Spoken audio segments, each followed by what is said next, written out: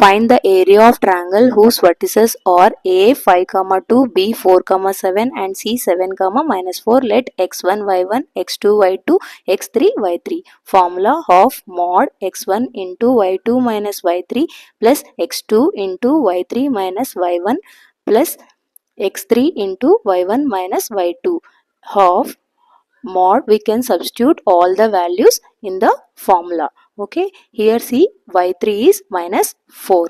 We can substitute all the values, x2 value, like that we can substitute అన్ని substitute చేసుకోవాలి. Okay, next స్టెప్లో 5 into 7 plus 4 is 11 minus 6.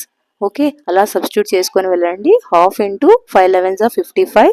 ఇక్కడ చూడండి plus into minus minus 24 plus into minus 35. half mod 55 minus 59 that is equal to half mod minus 4. mod 4 అంటే minus 4 అంటే 4 వస్తుంది. 4/2 is 2 square units. for more